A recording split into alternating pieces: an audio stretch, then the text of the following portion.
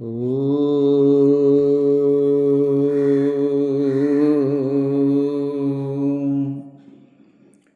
ब्रह्माणं विदधाति पूर्वं यो वै वेदांश्च प्रहिणोति तस्मै तमहदेवमात्मबुद्धिप्रकाशं मुमुक्षुर्वै शरणम् अहं प्रपद्ये। ओम शांति शांति शांति। शंकरं शंकराचार्यं केशवं बादरायणं सूत्रभाष्यकृतौ वन्दे भगवन्तौ पुनः पुनः।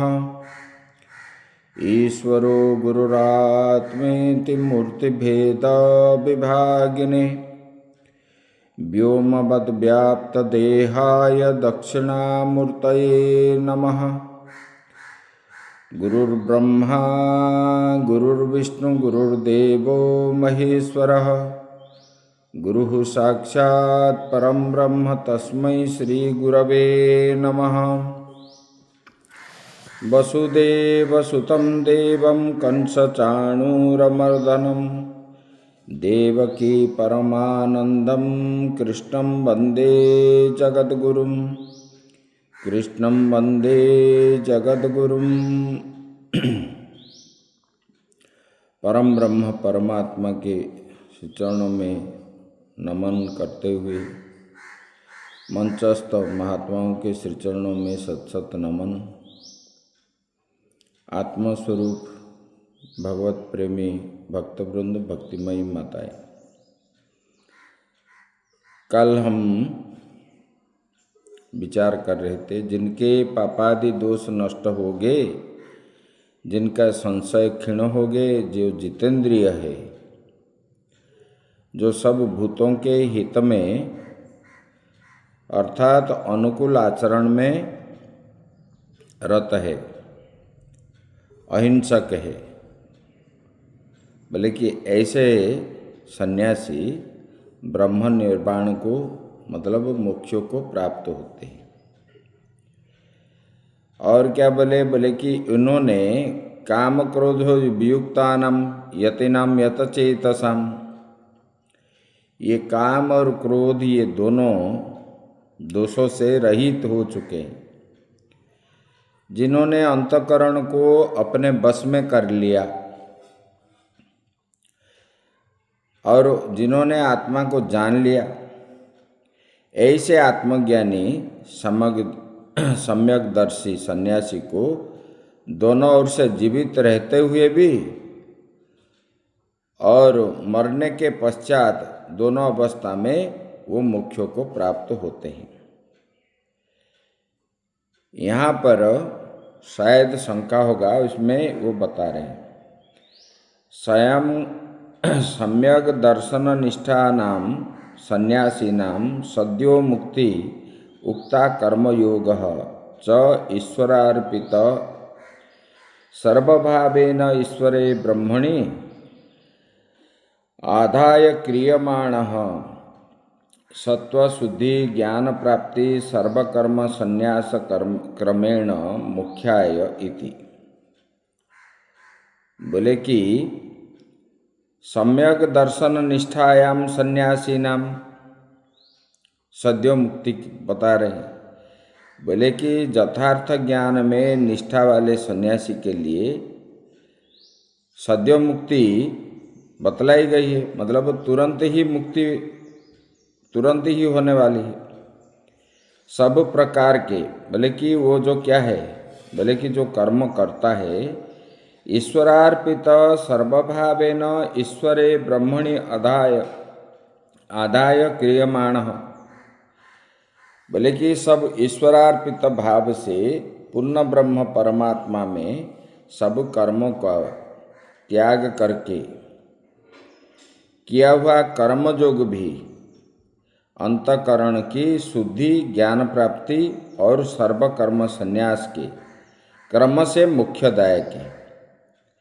पहले अंतःकरण शुद्धि होगा तो ज्ञान होगा, ज्ञान प्राप्ति होने के बाद सर्वकर्म संन्यास, ये संन्यास भाव, संन्यास मतलब त्यागना है। बोले कि पहले जब परमात्मा में ही सब कर्मों का त्याग कर देता है, जो भी करता है, बोले कि इसमें क्या होगा? बोले कि निष्काम भाव से जो करता है उनका अंतःकरण शुद्धि हो जाती है। अंतःकरण शुद्धि होने के बाद ज्ञान प्राप्ति होती है। ज्ञान प्राप्त होने के बाद उनको जो है सर्वकर्म संन्यास के कर्म से मुख्यदायक, उसमें मुख्य हो जाता है।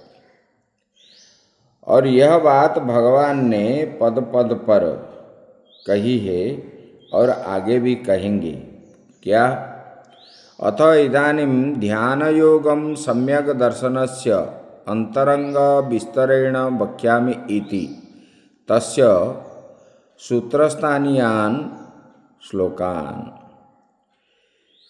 भगवान यहाँ पर बता रहे हैं, बोले कि सम्यक ज्ञान के, बोले कि अंतरंग साधन, साधन दो प्रकार के हैं। एक है बहिरंग साधन और एक है अंतरंग साधन। ये बहिरंग साधन में चेतन शक्ति रहता है और अंतरंग साधन में चेतन शक्ति नहीं रहता। बोले कि ध्यान योग के विस्तार पूर्वक आपको कहूँगा। बोले कि अंतरंग साधन कैसा है, यह विचार करके उस ध्यान योग के सूत्र स्थानीय श्लोक का उपदेश करते हैं। बोले कि ये बहिरंग साधन में कहीं मच्छर आया, कहीं कुछ काटा, ये ज्ञान रहता है, लेकिन अंतरंग साधन में ज्ञान नहीं रहता। वो अभी बता रहे हैं सूत्र के रूप में। जो जोगी जो मोक्षों को प्राप्त होते हैं, बोले कि सन्यासी, बोले किस प्रकार? एक तो बता दिए, बोले कि कर्म निष्काम भाव से कर्म करते हुए ईश्वरार्पित कर्म करते हैं। करने के बाद जिन्होंने आत्मा को जान लिया, ऐसे आत्मज्ञानी सम्यकदर्शी पुरुष, वो मोक्षों को प्राप्त होता है। और बता रहे हैं, बोले कि सम्यक ज्ञान के अंतरंग साधन रूप ध्यान योग को विस्तार पूर्वक मैं कहूँगा। भगवान यही बताने की, इसी कारण ही यहाँ पर बताते हैं। स्पर्शान कृत्वा बहिर्बाह्यं चक्षुषैवान्तरे भ्रुवौ प्राणपानौ समौ कृत्वा नासाभ्यंतरचारिणौ। बोले कि स्पर्शान मतलब शब्दादि बाह्य विषयों को, बोले कि स्पर्शान कृत्वा बहिर्बाह्यान, बोले कि शब्दादि बाह्य विषय को, शब्द स्पर्श रूप रस गंध ये बाह्य विषय है, ये अंदर का विषय नहीं है। और बाहर का विषय को, बोले कि ये विषयों को बाहर करके, यानी जो शब्दादि विषय श्रोत्रादि इंद्रियों द्वारा अंतःकरण के भीतर प्रविष्ट कर लिए गए। बोले कि ये विषय को इंद्रियां ग्रहण करते हैं।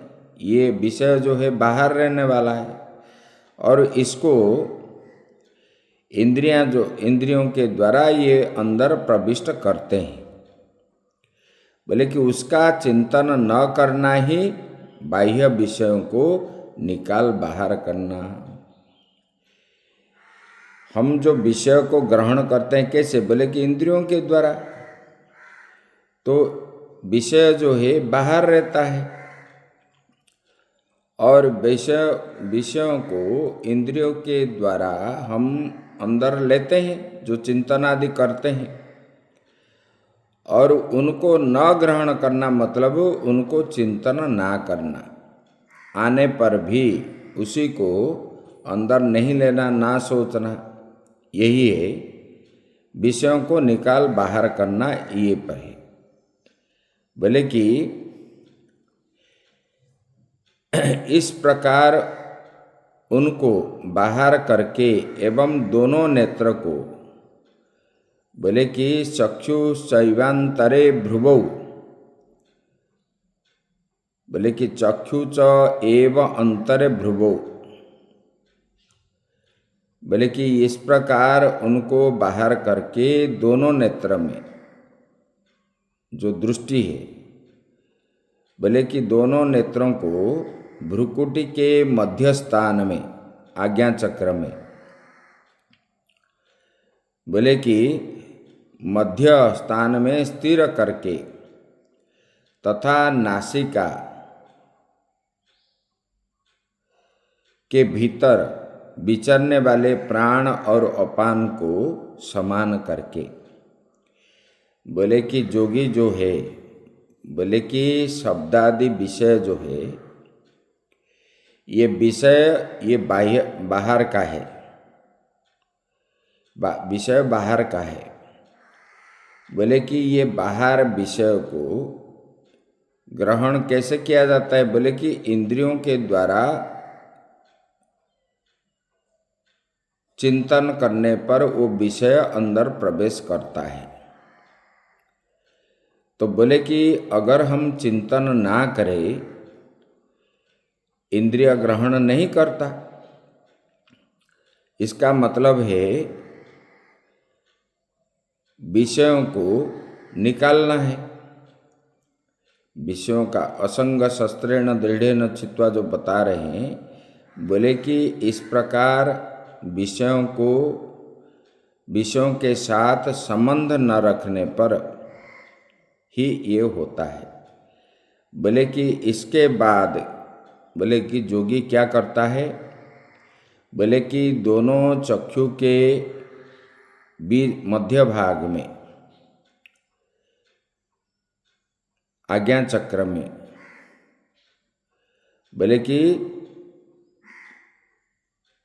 वो चक्षु शैवांतरे भ्रुवौ, दोनों नेत्र की दृष्टि को भ्रुकुटी के मध्य स्थान में स्थित रखना, आंख बंद करके जो दृष्टि शक्ति अपना है वो दृष्टि शक्ति यहाँ पर केंद्रित करना, आज्ञा चक्र में केंद्रित करके प्राण और अपान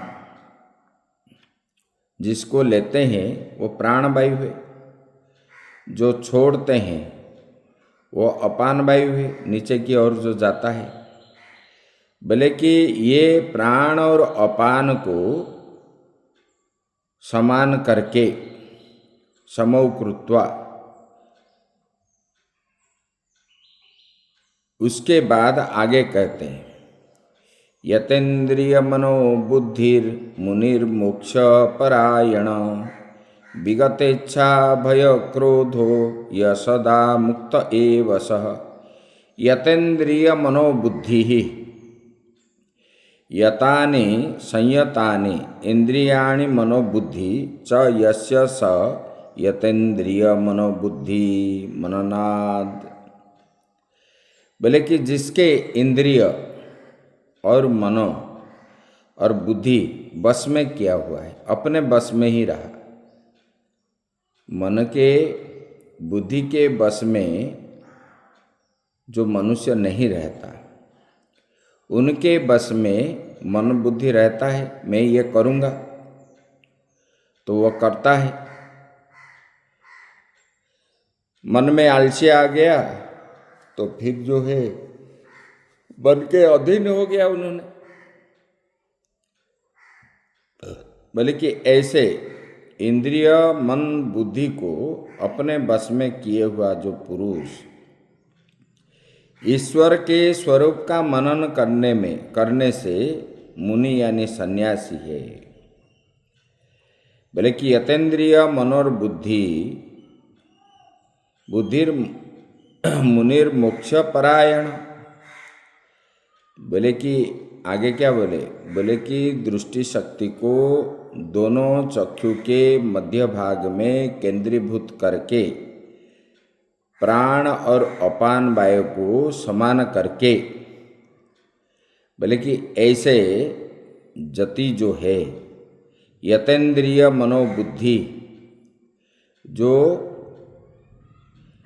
जिसके इंद्रिय मन और बुद्धि अपने बस में हो गया, ऐसे वाले जो दृष्टि को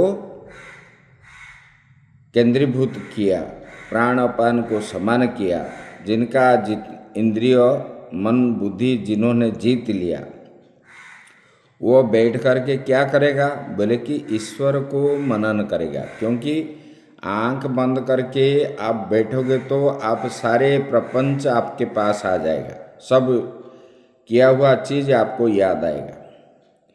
तो मन को खाली नहीं रखना चाहिए। तो मन को कुछ ना कुछ काम होने से वो मन स्थिर रहता है। तो बोले कि इसलिए जति क्या करता है, बोले कि भगवान के स्वरूप को वो मनन करता है। इसलिए माताजी को कपिल भगवान ने उपदेश कर रहे हैं, बोले कि देखो माताजी, भगवान के सामने बैठ करके साधक को क्या करना चाहिए, बोले कि आंख बंद करके आज्ञा चक्र में अपना दृष्टि शक्ति को रख करके, बोले कि भगवान का पादार बिंद से मुखार बिंद तक, मुखार बिंद से पादार बिंद तक, तो उनको चिंतन करना चाहिए। इसका मतलब क्या है, भगवान का एक एक अंग को चिंतन करना चाहिए। जैसे कि बोले कि अंगूठा के पाँव में जो अंगूठा है, वो अंगूठा के नाखून के कोने से गंगा जी उत्पन्न है। ये गंगा जी भगवान के पाँवों से निकले हुए हैं। बोले कि ये पति तपावनी गंगा वो सबको पवित्र करने वाली है। और भगवान का ये पाँव भी जो है, उसके बाद पाँव को चिंतन करना है। ये पाँव जो है ये पाताल लोक तक गया है। ये घुटना भी कितना सुंदर है भगवान का। ये कटी तक जो है नीचे 7 लोक है चराचर व्याप्त में। पूरा भगवान के स्थूल शरीर को ये 14 भुवन के साथ, नाभि से नीचे 7 लोग, ऊपर के लोग 7 लोग। फिर जो है भगवान का छाती कितना सुंदर है। बरहा पीडम नटवर बपुः कन्नयोः कन्निकारम। गोपियों ने जो चिंतन कर रहे थे भगवान का नट रूप को, बोले कि इसी प्रकार एक एक अंग को आप चिंतन करते करते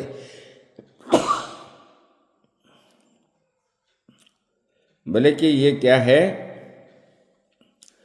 बोले कि शरीर में मनन करने से मुनि यानी सन्यासी जो है, बोले कि मोक्ष परायण देह संस्थानो मोक्ष परायण मुख्य एव परम अयनम परागति यस्य स अयम मुख्य परायणो मुनि। जो शरीर में रहता हुआ भी मुख्य परायण है, अर्थात जो मुख्यों के परम आश्रय है, परम गति समझने वाले जो मुनि है, बोले कि वो क्या है, तथा इच्छा भय, बोले कि विगत इच्छा इनका विगत हो गया है। बोले क्या है, बोले कि इच्छा भय क्रोधो यह सदा मुक्ति एव स। बोले कि ऐसे वाले जिनका इच्छा नहीं रहा, भय भी नहीं रहा, क्रोध भी नहीं रहा, ये क्या है, मुक्त ही है। बोले कि जिस मुनि का पहले बताया क्या है, दोनों आँखों के मध्य भाग में दृष्टि को केंद्रीभूत करके प्राण अपान वायु को समान करके जो जितेंद्रिय मतलब जिनके इंद्रिय अपने बस में रह गया, मन बुद्धि ये सब अपने बस में रह गया, ऐसे वाले मुनि जो मोक्ष का साधन रूप कार्य करने वाले हैं, बोले कि इनका क्या होता है, विगत इच्छा भय क्रोध हो, उनको इसी प्रकार करने से बैठ करके क्या करता है, बोले कि बैठ करके परमात्मा का स्वरूप का चिंतन करता है। और चिंतन करते करते करते दीर्घ दिन उसका क्या होता है, बोले कि उनका भय क्रोध ये सब क्या है, अतीत हो गया, इनके पास और नहीं रहा है। बोले कि ऐसे वाले व्यक्ति ही मोक्ष को अर्थात परमात्मा का दर्शन होता है और उनको मोक्ष प्राप्ति हो जाता है। फिर दोबारा इस संसार, क्योंकि उनका मोक्ष मतलब क्या है, मोक्ष मतलब जब तक आपका सूक्ष्म शरीर रहता है और कारण शरीर रहता है, ये बीज है, ये रहने पर आपको क्या है, फिर जन्म लेना पड़ता है। और जब ये बीज रूपक कर्म रूपक बीज जब नष्ट हो जाता है, तब जो है ये पंच ज्ञानेन्द्रिया जो है ये पंच महाभूत में मिल जाता है, गंध जो है पृथ्वी में। इस प्रकार उनको जो है दोबारा और जन्म लेना नहीं होता है, उनको मुख्य बोलते हैं। बोले कि इस प्रकार वर्तता है वो सन्यासी सदा मुक्ति है, उससे कोई दूसरी मुक्ति प्राप्त नहीं करनी है। तो बोले कि मुक्ति कब होगा, बोले कि जब आपका चित्त भगवत आकार हो जाएगा, भगवान का चिंतन करोगे तो आपका बुद्धि भगवत आकार हो बन जाएगा। बोले कि अब बारंबार बारंबार चिंतन करते मनन करते एक एक अंग को परमात्मा के चिंतन करते करते करते आप ये बाहर विषयों से मन अपने आप हट जाएगा और मन बुद्धि इंद्रियां अपने बस में होगे और बस में हो करके आप नित्य जो है भगवान के स्वरूप का चिंतन जब करोगे तब तो बोले कि ऐसे वाले सन्यासी ही मोक्ष को प्राप्त होते हैं। उनका ये सूक्ष्म शरीर नष्ट हो जाता है, कारण शरीर नष्ट हो जाता है, तब जो है वो मोक्ष को प्राप्त होता है। एवं समाहित चित्तेन किं विज्ञेयम इति उच्यते। बोले कि इस प्रकार समाहित चित्त हुए पुरुष द्वारा जानने योग्य क्या है, बोले कि समाहित चित्त वाले एकाग्र चित्त वाले को जानने का योग्य क्या है, बोले कि भोक्तारम यज्ञ तपसाम सर्वलोको महेश्वरम हृदय सुहृदम सर्वभूतानां ज्ञात्वा मां शान्तिमृच्छति। बोले कि भोक्तारम यज्ञ तपसाम, बोले कि वो मनुष्य, बोले कि यज्ञानां तपसां च कर्तृरूपेण देवता रूपेण च, बोले कि सर्वलोको महेश्वरम सर्वेषां लोकानां महांतम ईश्वरम सर्वलोक महेश्वरम। बोले कि मुझ परायण को कर्ता रूप से मनुष्य जो है मुझ नारायण को, वही भगवान ने बता रहे ना, बोले कि जो मनुष्य मुझ नारायण को क्या मानता है, बोले कि कर्ता रूप से, और क्या है देव रूप से, समस्त यज्ञों और तपों का भोक्ता सर्वलोक महेश्वर अर्थात सर्वलोकों का महान ईश्वर, समस्त प्राणियों का सुहृद, सुहृदम सर्वभूतानम, बोले कि जो मुझ नारायण को, बोले कि ऐसे वाले सन्यासी जो आगे कहा गया, जिनका मन बुद्धि ये सब एकाग्र हो गया, जितेंद्रिय पुरुष, बोले कि एकाग्र हो करके जो परमात्मा का चिंतन करता है वो मोक्ष को प्राप्त होता है। इसके ऊपर उन्होंने ये प्रश्न बता रहे हैं, बोले कि ये समाहित चित्त वाला है। ये समाहित चित्त मनुष्य द्वारा बोले कि क्या जानने योग्य है, बोले कि जानने ये योग्य है वो क्या समझता है, बोले कि वो समाहित चित्त वाला सन्यासी वो जानता है, बोले कि यही परमात्मा नारायण को कर्ता रूप से वो मानता है, और क्या है, देवता रूप से जितने सारे यज्ञ हो रहा है ये सब यज्ञों का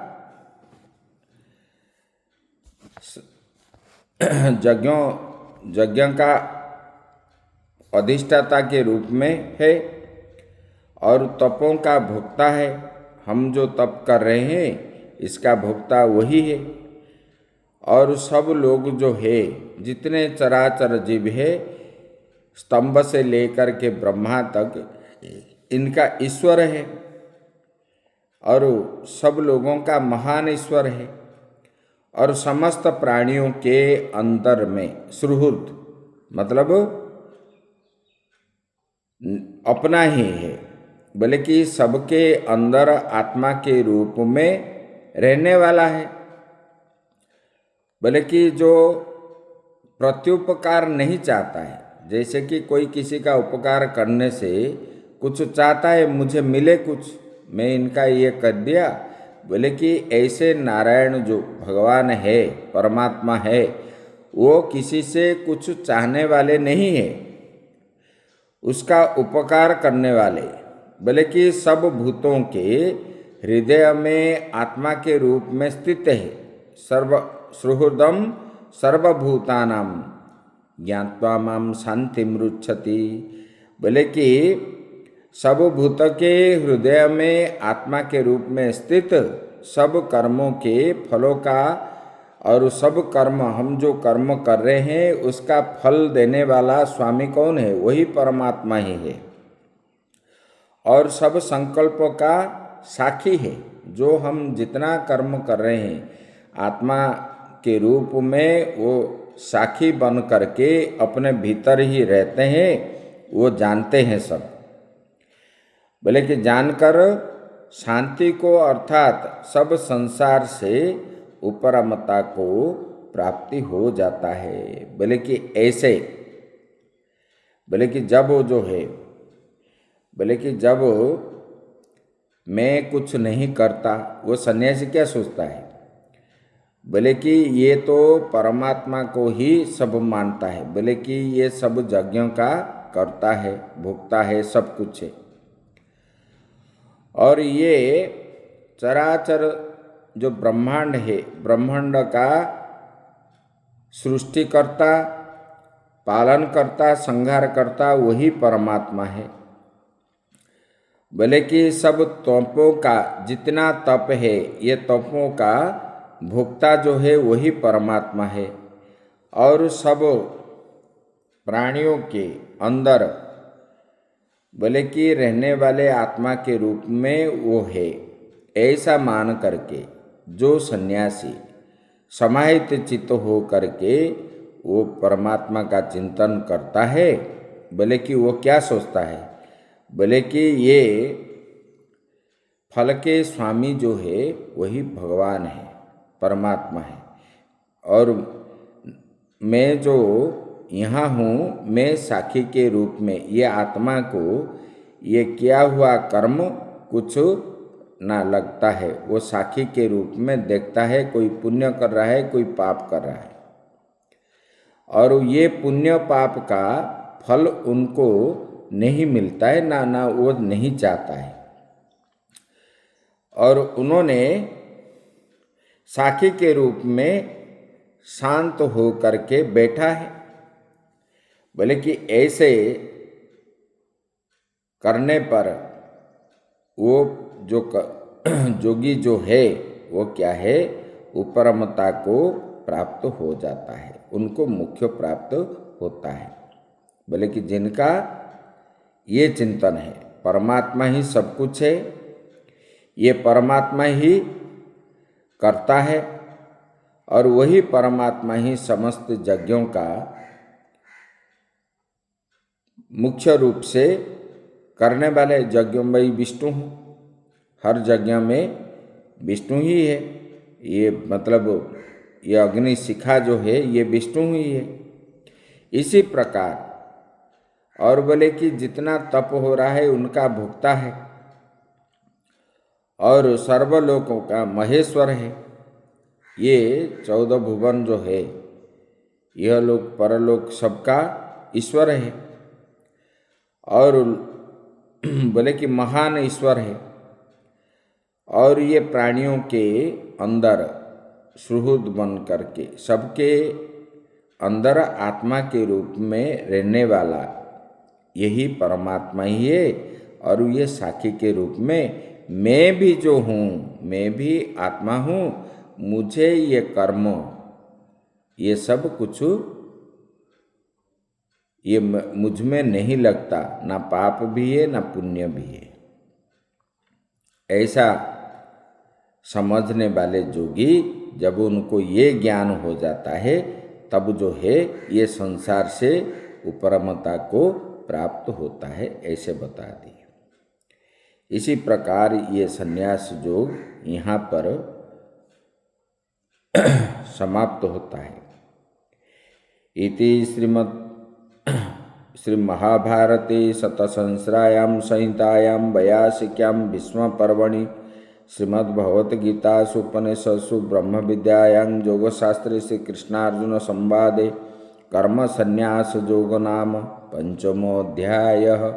ये कर्म संन्यास योग समाप्त हुआ और आगे जो है 6ठे अध्याय आत्मसंयम योग ये बताएंगे।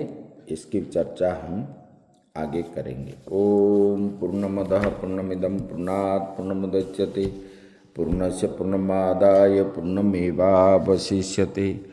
ओम शांति शांति शांति।